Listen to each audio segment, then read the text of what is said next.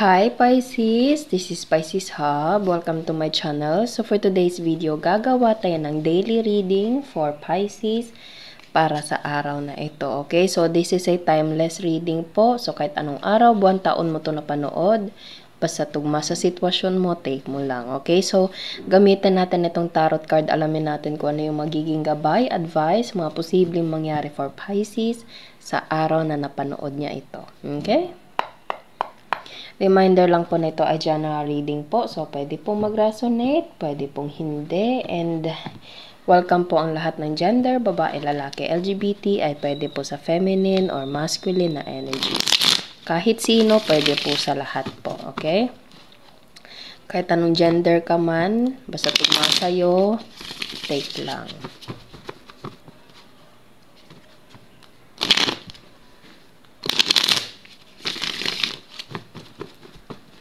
Okay, so ano po yung mga posibleng mangyari po for Pisces sa araw na napanood niya to? Mga gabay, mensahe, mga posibleng mangyari for Pisces sa araw na ito.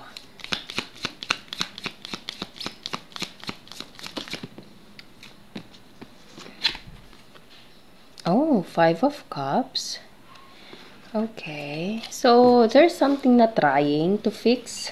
Pisces, inaayos, growing up, okay? Pwede meron ka mga trust issues, may mga bagay na medyo nasira lang, pero tinatry niyong tinatry mong ayusin, tinatry niyong ayusin, okay? Inaayos, binibuild up, okay? Yung mga medyo nasira lang, okay? And there's a oh, the Emperor. There's a 2 of Cups still right here. Kahit merong nabasag na 3 of Cups dyan. Okay, so there's still a second chance, Pisces. There's still something na a reason for you, for the both of you, na alam mo yun, ipagpatuloy pa. Ayusin yung dapat ayusin, maayos, itry nyong ayusin, okay? Piliin yung ayusin, Pisces, okay? And pwedeng ito yung merong connection, someone na the Emperor, okay? Pwedeng masculine or pwedeng ikaw yung masculine energy, and this person is a mature, or you are mature, Pisces, or both of you are mature, okay? Na kaya nyong i-handle itong sitwasyon na ito. Kaya nyong ayusin itong mga bagay na ito, okay? And this person or you find this situation in a long-term run, okay? Kasi nakikita nyo meron siyang hawak na contract, okay? So, contract, it means like it's a long-term commitment. So, pwedeng ito merong connection sa love, pwedeng ito merong connection something na partnership, pwede din sa company, okay, tinatry mong ayusin, okay, or nag-aaral ka for your skills to improve, okay, pwede pong ganon, pwedeng sa trabaho, pwedeng sa mga bagay na pwedeng sa financial, sa career, pwede din pong ganon, okay? Kumbaga, kung ano man yung medyo shortage or shortcomings, inaayos, okay? Binibuild up, okay? Pwede din siyang sa love, pwede din sa friendship, pwede sa family, okay? May second chance, mas pipiliin yung ayusin. Piliin yung ayusin, Pisces, okay? So, pwede you're dealing with a water sign, Pisces, Cancer, Scorpio, or Aries, okay? So, ano pa po yung mga posibleng mangyari po for Pisces sa araw na napanood niya to?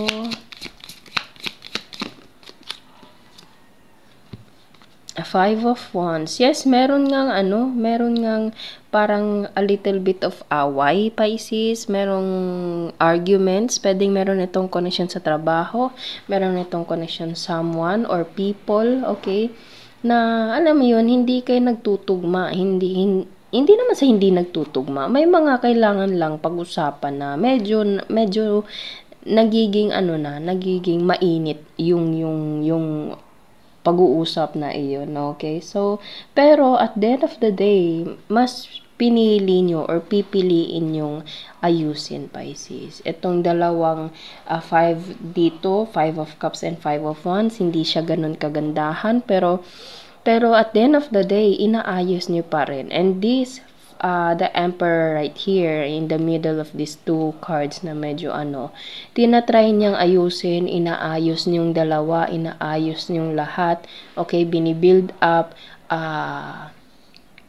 kumbaga ini-improve. Okay, and there's a contract, so it means like meron kayong deal, okay, meron kayong parang contract na aayusin nyo, ganito, ganyan, okay, mag-i-improve kayo, okay, pwede pong ganun.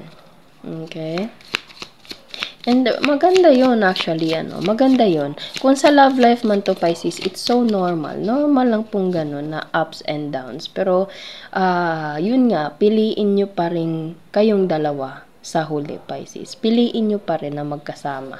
Okay, pero lang, hindi yun applicable sa lahat po ng sitwasyon. Pag meron ng mga medyo, medyo lumampas na sa linya, maybe you should think twice, Pisces, okay? Kung ano yung dapat gawin sa sitwasyon niyo po, okay?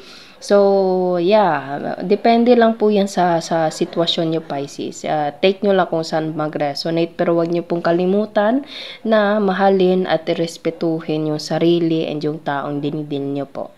Okay? So, yun lang. Kailangan ko lang i-clarify yun po. Okay? So, ano pa yung mga posibleng mangyari po for Pisces and this person na dinidil niya? Okay? Mga gabay, mensahe. Naririnig ko din yung word na chismis. Bakit ganon? Okay, so pwede ito merong connection sa kapitbahay.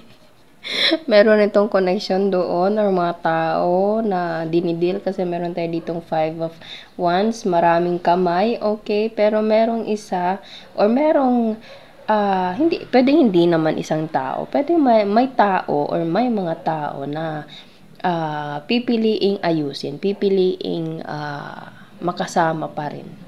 Okay? Kahit sa gitna ng arguments. Okay? So, take nyo lang kung anong sitwasyon nyo po. So, ano pa yung mga posibleng mangyari for Pisces sa taong dinidil niya or sa mga taong dinidil niya, mga gabay, mensahe. 6 of Pentacles. Yes, merong pag-aayos, Pisces. Merong pag-aayos. Okay? And balance na, balance na siya. Give and take na. Okay? So, yes, meron talagang pag-uusap. Merong rekindle. Okay? Merong pag-aayos. Merong pag-i-improve, pag-i-enhance. Okay? Sa sitwasyon na ito. Okay? Kasi meron tayo ditong 6 of Pentacles. Merong nagbibigay, merong tumatanggap, and vice versa po yan. Okay? So, give and take sa inyong dalawa or sa inyong lahat po. Okay? Pero again, wag pa rin pong kalimutan na mahalin at respetuhin yung sarili. Take nyo lang kung saan po mag-resonate. As long as walang naaapakan na tao, walang inaapakang tao, kumbaga, gawin nyo yung nararapat, Pisces, okay? Kasi, meron talaga yung line, yung linya, na wag sana lumampas. Okay? Okay lang lumampas, pero wag ganun kabigat po. Okay? And pwede pang ayusin. Pero pag palagian na lang, kapag kagaya ng mga tao na pilit kang hinihila pababa, hindi naman sa lahat ng oras papatawarin mo sila, po, Pisces. Okay? Mas mahalin mo yung sarili mo and wag mong i-attach yung sarili mo doon sa mga taong hinihila ka pababa. Doon ka sa mga taong nandyan, pinili ka, okay? And inaangat ka nila, Pisces. Okay? So, pag-isipan ng mabuti. Pero kung you're dealing with a relationship or with pwedeng sa love, pwedeng sa friendship, pwedeng sa family na medyo may mga arguments lang, piliin nyo pa rin na magkasama and mahalin yung sarili and i-improve pa yung personalities nyo. Okay? Basta walang paglalampas lang sa boundaries na iyon. Okay? So, actually, maganda siya. Maganda, bottom of the deck is 8 of Pentacles. Yes, inaayos, tinatrabaho, binibuild up. 8 of Pentacles. Ayan, nag-iipon, nagtatabaho kumbaga. So, pwedeng ito yung merong connection sa trabaho po. Pwedeng ganun, okay? alam nyo na kung ano yung sitwasyon nyo po sa trabaho, pwede po. Pwede din sa love, pwede din sa family, pwedeng friendship, okay? Binibuild up, inaayos yung sitwasyon po, okay? Pinipili na ayusin and maging maayos itong sitwasyon na ito. And maganda siya. Maganda ito, Pisces, ano? Pero yung sinabi ko kanina, like mga people na hinihila ka pababa, alam nyo na po kung paano i-handle yon. Okay? So, kuha tayo ng mga initials, random words. Kung sino or ano, ulitin natin, Pisces. Sino po itong mga tao, mga initials, random words? Okay. Z, K, merong blonde. Pwedeng N, pwedeng U, N, U. Take nyo lang kung saan dyan banda. Okay. So, pwedeng initials mo yan, Pisces, or initials ito ng taong dinidil mo, mga taong dinidil mo po. Okay. There's a T. Okay, isa pa. Kung meron pa.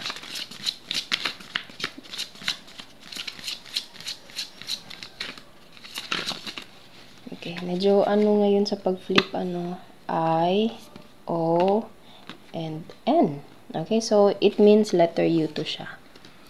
Okay, so yun po ang ating reading for Pisces para sa araw na ito. Naway nagustuhan nyo po. Huwag nyo po sanang kalimutan. Meron pa palang L. Okay, meron tayo ditong L, T. N, U, L, Z, T, O, I, N, K. Tapos meron tayo ditong color blonde. Okay, so yun po ang ating reading for Pisces para sa araw na ito. Naway nagustuhan nyo po.